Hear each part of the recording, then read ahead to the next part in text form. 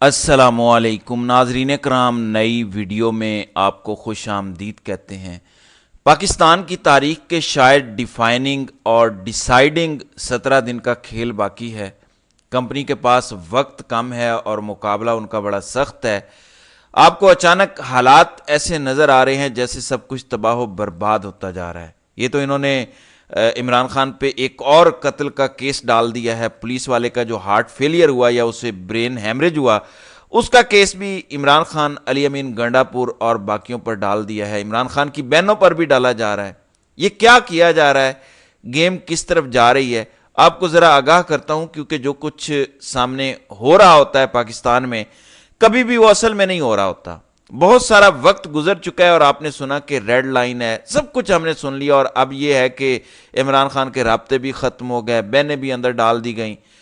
اب تو بس سب کچھ تباہ و برباد ہو گیا۔ گنڈا پور پر بھی غداری کے الزامات لگ رہے ہیں، سب کچھ ہو رہا ہے۔ لیکن ناظرین کرام، صرف 17 دن کا کھیل باقی ہے۔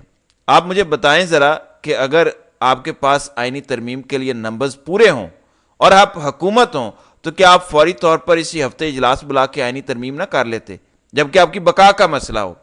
پلیز انڈرسٹینڈ کریں اس کو۔ پچھلی بار جب آئینی ترمیم کرنے لگے تھے اور ناکام ہوئے تھے، تو اس کے بعد کچھ لوگ ہائیڈنگ میں چلے گئے تھے، جبکہ تب ان کے پاس تھے۔ کئیوں کو تو کمپنی نے پکڑا ہوا تھا۔ تو میں آپ کو صورتحال سے مکمل طور پر آگاہ کرتا ہوں کہ اصل میں ہے کیا۔ ناظرین کرام، عمران خان کو توڑنے کے لیے، اور کمپنی نے ظاہر ہے کہ اپنی ٹرم پہ ہمیشہ بات منوانی ہوتی ہے، کمپنی اس ملک پہ کنٹرول کسی صورت ختم نہیں کرنا چاہتی۔ آخری حد تک وہ اس ملک پہ اپنا کنٹرول رکھنے کی کوشش کریں گے، زور زبردستی کریں گے، ڈنڈے کے زور پہ کریں گے، بندوق کے زور پہ کریں گے، ٹینک کے زور پہ کریں گے، میزائلوں کے زور پہ کریں گے۔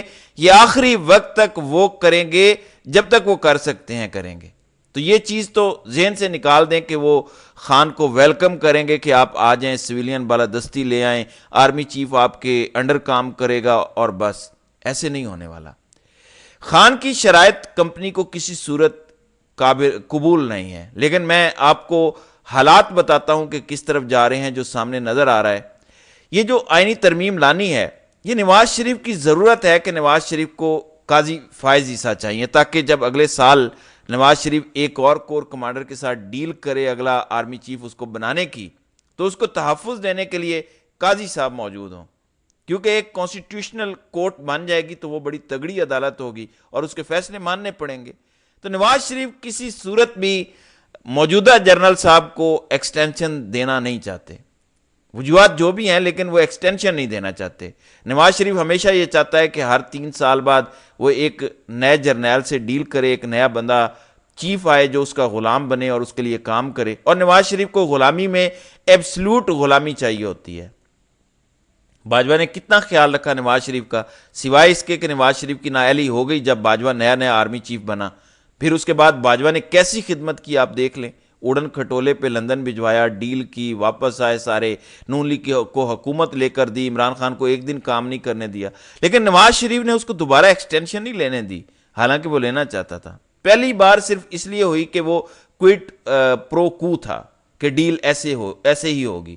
تو نواز شریف کو 3 سال کے لیے غلام چاہیے ہوتا ہے، وہ 6 سال کی غلامی پر یقین نہیں رکھتا۔ اگر 6 سال کی ہو جائے تو پھر یہ بادشاہ بن جاتے ہیں۔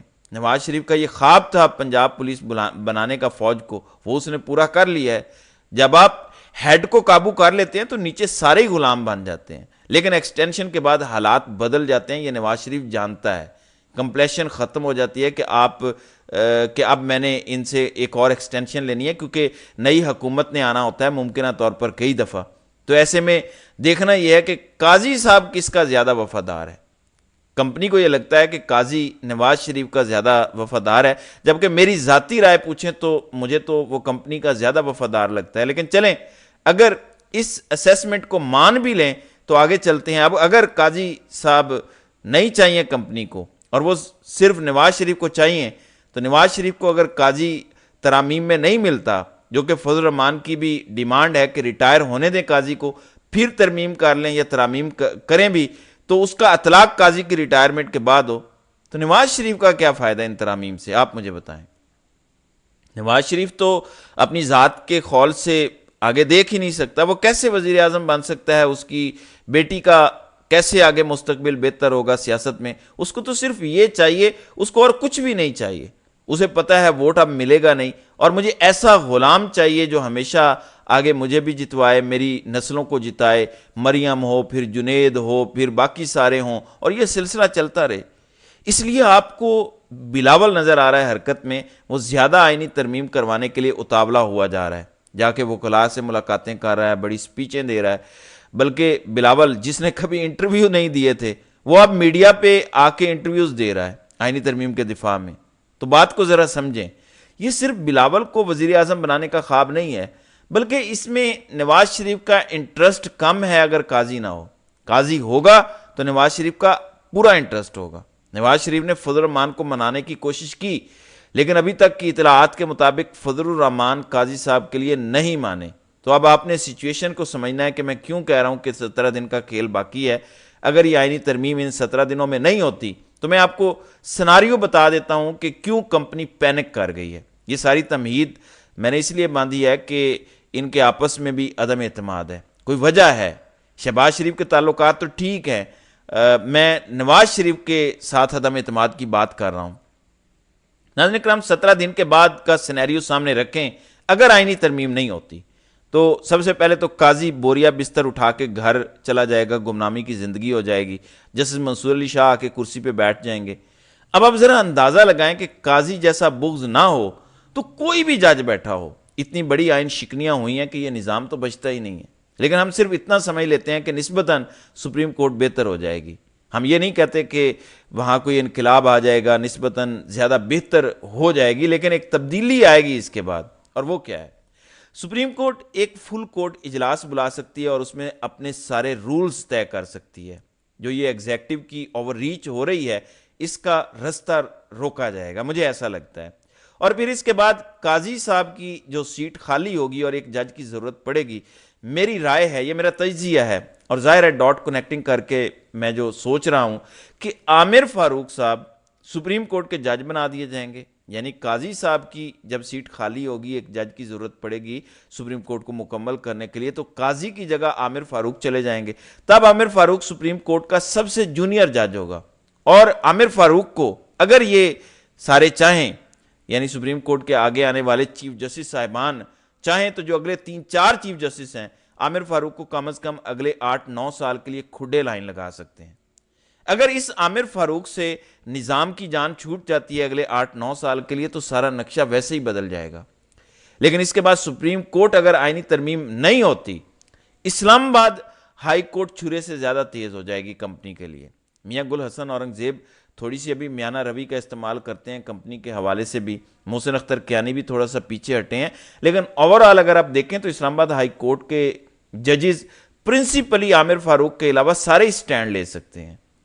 تو اسلام آباد ہائی کورٹ تو تیز دھار آلے کی طرح ہو جائے گی، اور سارے نظام کو کنٹرول ہی کمپنی اسلام آباد ہائی کورٹ اور سپریم کورٹ کے ذریعے کر رہی ہے۔ اس وقت اسلام آباد ہائی کورٹ آزاد ہوگی تو خان کے سارے کیسز جو اسلام آباد کی حدود میں ہیں ان کا تیا پانچا ہو جائے گا، نیب کے کیسز کا تیا پانچا ہو جائے گا، اور سارے معاملات ختم ہو جائیں گے۔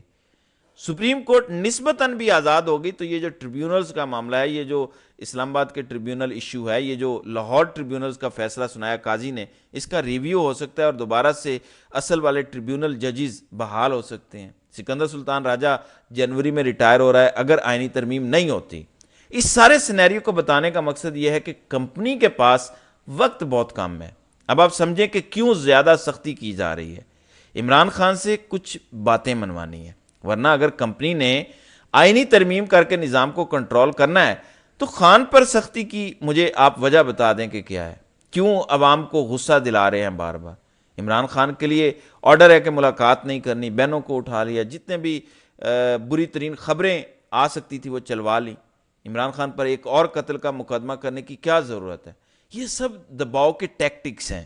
ابھی یہ خان کا بازو اور مروڑ رہے ہیں اور اس کی برداشت چیک کر رہے ہیں کہ کس حد تک یہ بندہ درد برداشت کر سکتا ہے، کیونکہ دن کم رہ گئے ہیں تو زیادہ بازو مروڑ رہے ہیں، اہلیہ کو تکلیف پہنچا رہے ہیں۔